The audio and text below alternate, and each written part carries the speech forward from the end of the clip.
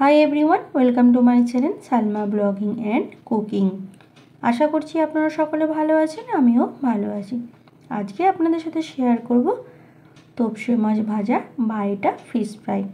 অনুষ্ঠান বাড়ির মতন স্বাদে আপনি বাড়িতেও বানাতে পারবেন এইভাবে তপসে মাছের ফিশ ফ্রাই।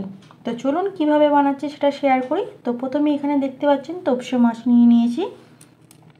তো আজকে এই তপসে মাছগুলো একটু বড় সাইজের নিয়েছি। এর চিকেন ছোটো ছোটো মাছের বেশিরভাগ সময় ফ্রাই করা হয়, বা এটা ফিশ পাকোড়াও বলতে পারেন, তপসে মাছের পাকোড়াও বলতে পারেন। তো প্রথমে মাছগুলোকে আমি এখানে ভালো করে ধুয়ে পরিষ্কার করে নিয়ে নিয়েছি। নেবার পর এখানে আধখানা লেবু, প্রায় 1 চামচের মতন লেবু রস দিয়ে দিচ্ছি। এরপর এখানে স্বাদ অনুযায়ী লবণ,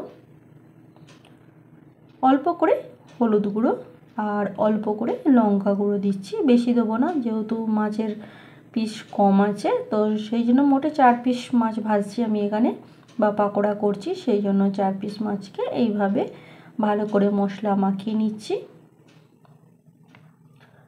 মশলা মাখিয়ে এটা কিছুক্ষণের জন্য রেখে দেবো, যাতে এর মধ্যে মশলাগুলো ঢুকে যায়।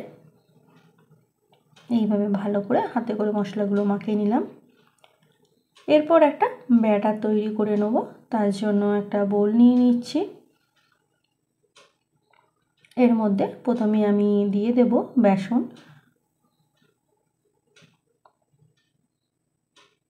তো বেসনটা এখানে 3 থেকে 4 চামচের মতন দিয়ে দিচ্ছি। আর দিয়ে দেব চালের গুঁড়ো বা আতপ চাল যেটা বলা হয়, আতপ চালের গুঁড়ো এখানে দিয়ে দিচ্ছি প্রায় 2 চামচের মতন। আর দিয়ে দিচ্ছি অল্প করে 1 চিমটির মতন সোডা দিয়ে দিচ্ছি, বেকিং সোডা, এটা বেকিং পাউডার নয়।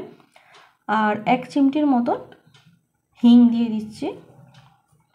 আর অল্প করে একটু কালো জিরে দিয়ে দিচ্ছি। এরপর এখানে লবণ স্বাদ অনুযায়ী দিয়ে দিলাম। এরপর হলুদ গুঁড়ো 1/2 চামচ, লঙ্কা গুঁড়ো এখানেও 1/2 চামচ দেবো বা 1/2 চামচের একটু কম দিয়ে দিচ্ছি। এরপর চিলি ফ্লেক্স দিয়ে দিচ্ছি। এরপর গোলমরিচ গুঁড়ো দিয়ে দিলাম অল্প করে, আর জিরে গুঁড়ো অল্প করে দিলাম। সব মশলাগুলো এখানে আপনারা দেখতে পাচ্ছেন একদম অল্প অল্প করে দিয়েছি। আর আদা রসুনের পেস্টটাও অল্প করে দিলাম। দিয়ে এতে এবার পানি দিয়ে দেবো, দিয়ে ভালো করে একটা ব্যাটার তৈরি করে নেব।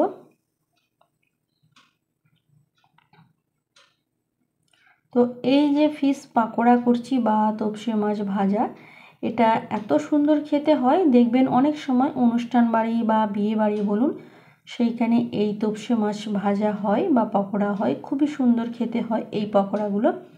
তো আপনারাও একবার এইভাবে বাড়িতে অতি অবশ্যই ট্রাই করবেন আমি যেভাবে বানালাম।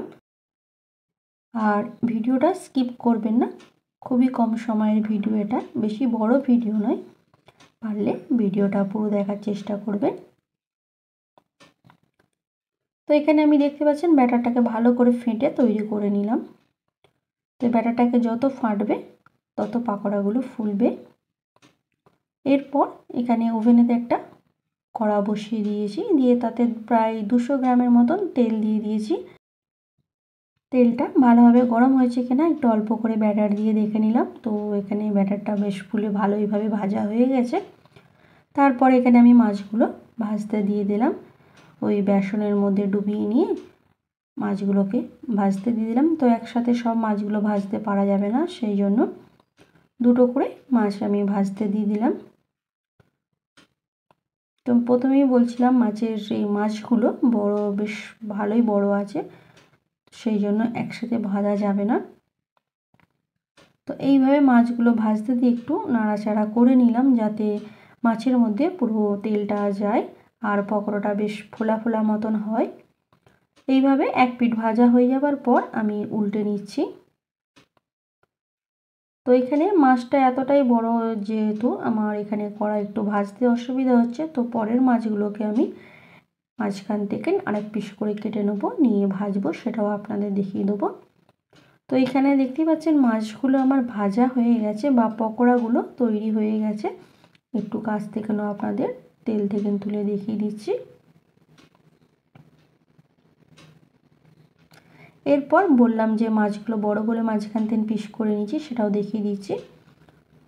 এরপর এক একটা পিস তেলের মধ্যে ভাজতে দিয়ে দিচ্ছি। ওই একইভাবে ভেজে নেব, একটু ওলট পালট করে এপিট ওপিট করে বেশ পকোড়াগুলো, ফিশ পকোড়া বা ফিশ ফ্রাই বলুন না কেন, এইভাবে ভেজে নেব। তো আজকে আমার চ্যানেলে যারা নতুন এসছেন, ভিডিও দেখছেন, ভিডিওটি ভালো লেগে থাকলে আমার চ্যানেলটা সাবস্ক্রাইব করবেন আর নোটিফিকেশানটা অন রাখবেন। আমি যখনই কোনো ভিডিও আপলোড করি না কেন আপনাদের কাছে নোটিফিকেশান পৌঁছে যাবে। ছোট্ট একটা লাইক করবেন, কমেন্ট শেয়ার করতে ভুলবেন না, পারলে বন্ধুদের মধ্যে শেয়ার করবেন এবং ফ্যামিলি ফ্রেন্ডের মধ্যেও শেয়ার করবেন। তাহলে দেখতেই পাচ্ছেন কিভাবে আমি ফিশ পকোড়াগুলো করে নিলাম, বা তপসে মাছের পকোড়া বা তপসে মাছ ভাজা বলতে পারেন, কিভাবে করে নিলাম সেটা পুরোটাই আপনাদের দেখিয়ে দিলাম। আর কাছ থেকেও দেখিয়ে দিলাম এই ভাজাগুলো কত সুন্দর হয়েছে বা পকোড়াগুলো কত সুন্দর হয়েছে। এরপর একটা প্লেটে সার্ভ করে নিয়েছি। এইভাবে একটা প্লেটে সার্ভ করে নিলাম আর সাথে একটু কাসুন্দি নিয়ে নিলাম। এই ফিশ পাকোড়াগুলো বা তপসে মাছ ভাজা বা তপসে মাছের ফিশ ফ্রাইগুলো কাসুন্দির সাথে খেতে খুবই ভালো লাগে। তো আপনারা সাথে কাসুন্দি নেবেন। আর এই মাছ ভাজাগুলো দেখুন একদম কাছ থেকে দেখে দিচ্ছি, তপসে মাছের ফিশ ফ্রাই।